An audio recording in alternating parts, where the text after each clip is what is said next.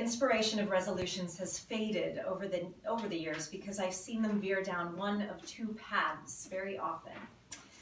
Complete and utter neglect, or a half-hearted attempt that leads to guilt and self-criticism for not following through.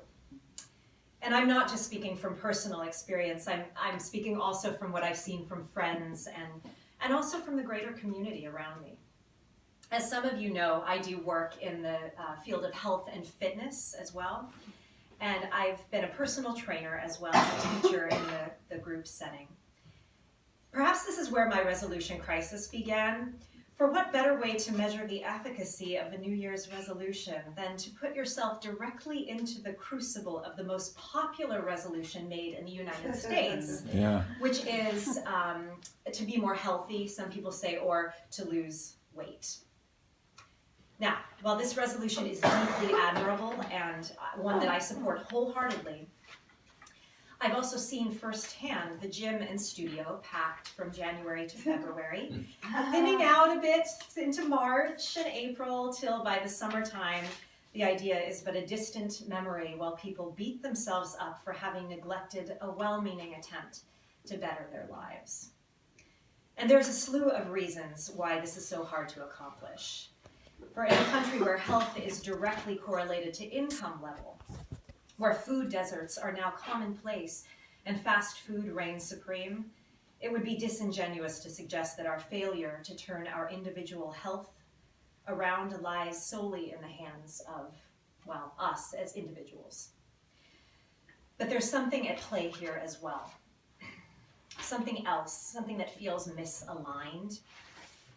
And that is the narrow confines of finality, of totality, in a practice that asks us to start from scratch with a finished product as the goal. It is asking us to begin with potentially nothing, from a blank space or a tabula rasa, a blank slate, and to produce something out of that nothing.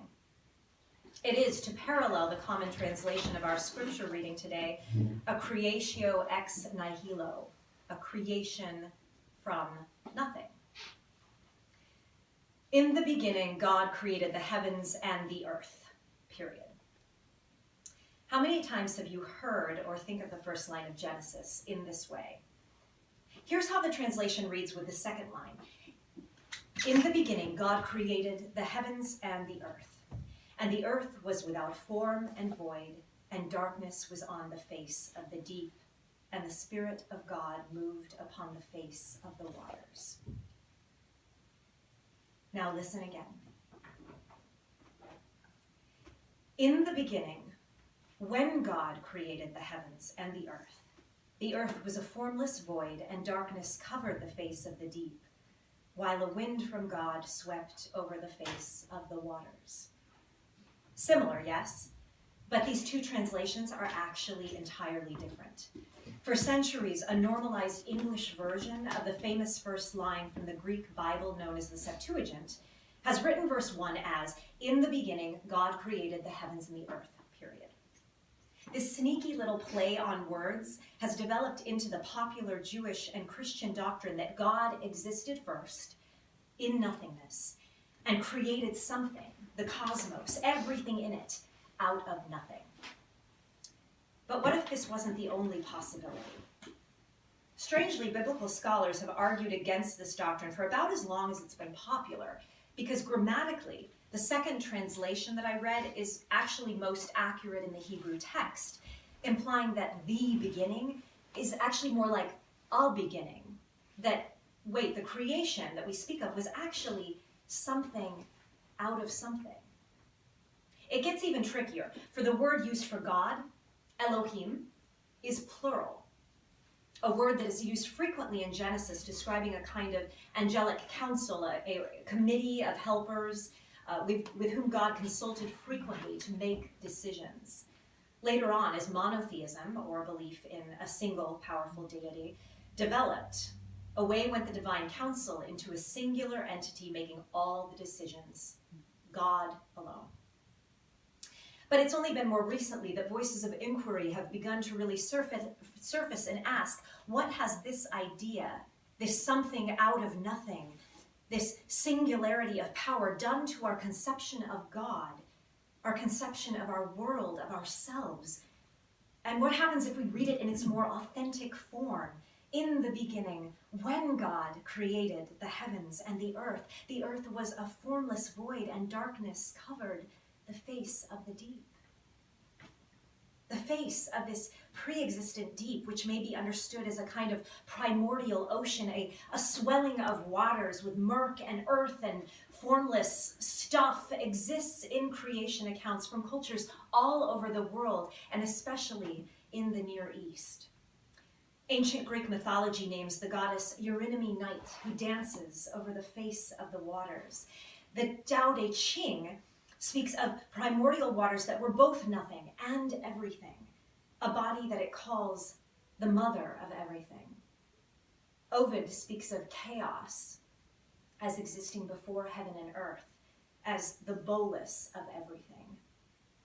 Speaking of chaos, this is the word in Hebrew that we've translated into the deep. Darkness covered the face of Tehom, the chaos, the waters. So why shift our gaze from the image of God hovering over the face of chaos and choosing to create something new out of its vast potential toward an image of God surrounded by nothingness, creating the cosmos in what they call ex nihilo, out of nothing? The nothingness doctrine holds more power than we might first realize for several reasons. To begin with, you may have already noticed, but the various traditions describing the chaos, the Tehom, the face of the deep, have attributed a gender to this existence, and the gender is female. Mm-hmm.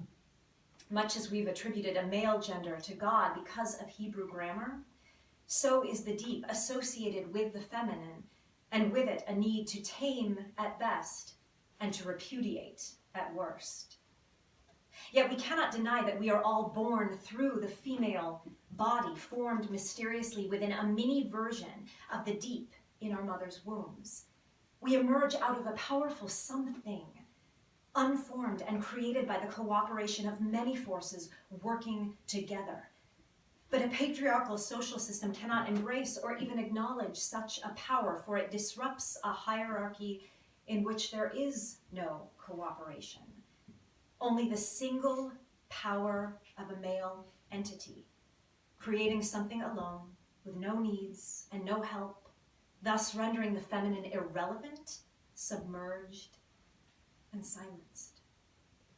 The denial of such a cooperation of powers has given way to a model that elevates masculine domination, supports unchecked power, and reinforces binaries in which there is no room for difference, no room for otherness, no room for both and.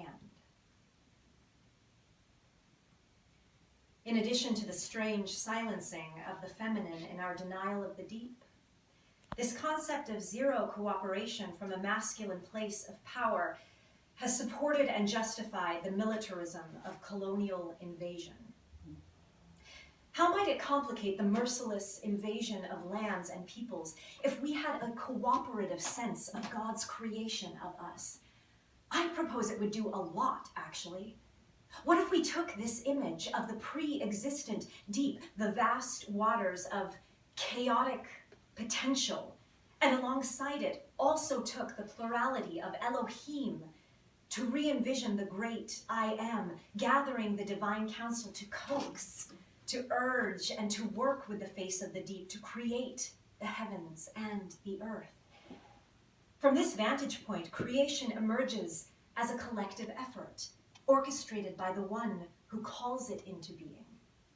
Each piece has its part, its purpose in adding to the beauty of a complex web of interconnected life. In this model that has been lost in nervous monotheistic translations, however foreign it may seem, God is both creator and co-creator, both all-powerful and generously cooperative. The both and of this kind of creator in its radical cooperativeness must give pause to the traditional justification for colonialism and its desire for domination of that which is other, that which is foreign, that which is seen from the eyes of the conqueror as chaotic. Yes? Catherine Keller, who preaches and teaches on this text from Genesis 1, puts it thus: from the vantage point of the colonizing episteme, the evil is always disorder rather than unjust order, anarchy rather than control, darkness rather than pallor. I'm just going to say it again. The evil is always disorder rather than unjust order, anarchy rather than control, darkness rather than pallor. So what she's getting at is that a worldview organized by our traditional image of God, the Creator, commanding and taming a wildness that only He could call into being, leaves little room for any other ways of life, any cultural differentiation, any cooperation. It has led instead to a theological justification for the inferiority of brownness and blackness against whiteness, for the claiming of lands that are already populated by a people seen as other, and the plundering of natural resources to support a way of life that is deemed to be civilized, to be correct, a way of life that is believed to be the only way. In this worldview, collaboration is replaced with coercion, and creation itself is ultimately reimagined as a doctrine of destruction. So what about us? What if we dared to expand our concept of the creation as an ultimate collaboration? A great web of formation between God and God's helpers and the deep from the vast potential that has already been. As Jacob Erickson writes, fresh starts rarely happen for good or for ill. That chaotic depths of the past all flow sometimes simultaneously and tumultuously into this moment, even this moment. I don't know about you, but I've wanted to erase so many things in my past that I feel ashamed of or wish had gone differently. I wanted to rewrite, to remake my relationships to others. I wish that I had more control over situations that I've put myself in and situations that have exerted themselves upon me. I've played and replayed past scenarios in my mind, torturing myself for what I wish I had said or done. I wanted to atone for being too close-minded, for lashing out in anger, for being what I perceived as too weak, for not doing enough. And I've spent many years past making New Year's resolutions to work with more discipline, to seek greater enlightenment, to be kinder, to be more generous, to be more efficient, to be more productive, and I'm ashamed to admit it also at the height of my theater career, I made resolutions to be thinner and prettier, or just better. But all of these goals actually hid a grasping desire not to be better, but to be perfect. And in that grasping desire for perfection, I left no room for actual growth, only the possibility of reaching an endpoint that was unattainable and ultimately unalive. And you know what? I failed every time. For just as the world was created and is ever creating, changing, shifting, giving birth, so I've had to surrender the idea that I could somehow get to a place where I could just stop becoming, a place where I had achieved all that my potential held. Because if I actually did get to a finished point, there would be nothing left. No creativity, no potential, nothing new. In that weird search for perfection, I found myself contracting rather than expanding, becoming the opposite of what I intended by denying the complexity of all the mistakes, of all the trauma, of all the great imperfections of my past and the imperfections of those I love, in an attempt to have my own creatio ex nihilo, my own something out of nothing. So this year, A new year that's emerging out of a great deal of cultural and societal trauma, a great deal of pre-existing chaos. I propose we entertain an attempt at embracing all that has been, rather than trying to erase it and start anew. In the beginning, another beginning. What does that look like for you? Perhaps it starts with replacing resolution with process, with replacing an end goal with a sense of a working toward, allowing space for the unfinished. Perhaps it's a concerned parent reaching out to the child that they struggle to get along with, allowing for the possibility that repair might take as little as a month or as long as a lifetime, and even allowing for the possibility that repair might not look like what either party imagines. Perhaps it looks like sitting with the grief of losing a loved one and allowing for the grief to come at you in times when you least expect, allowing that sometimes the grief doesn't fully go away, but it has the ability to evolve, the ability to become a little bit more bearable. Or maybe it looks like taking on a new project, however small, to make the world a little more livable in a time where our rights and the rights of others are systematically being rolled back. Whether it's volunteering at a food pantry or a woman's shelter, or maybe sharing your skills by tutoring a student once a month. And hey, maybe it is about getting physically healthier, but rather than remaking your life or envisioning some massive transformation, you might allow for a small shift in your existing body with all its imperfections and all its wonderful possibilities.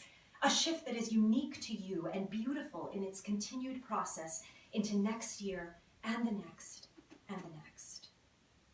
In this revision of resolutions, we may find ourselves beginning to forgive where we thought we were lacking and celebrate what we used to regret.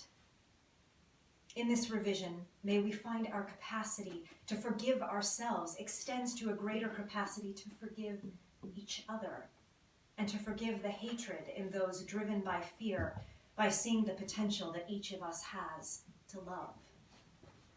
Catherine Keller says, "To love is to bear with the chaos." To love is to bear with the chaos. In all its discomfort, in all its imperfections, the chaos is also that which is full of illimitable possibility. So let's bear with the chaos, beloved community.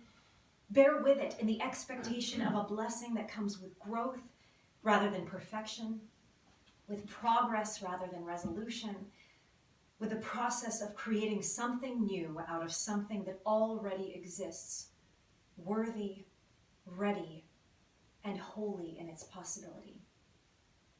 May God make it so. Amen. Amen.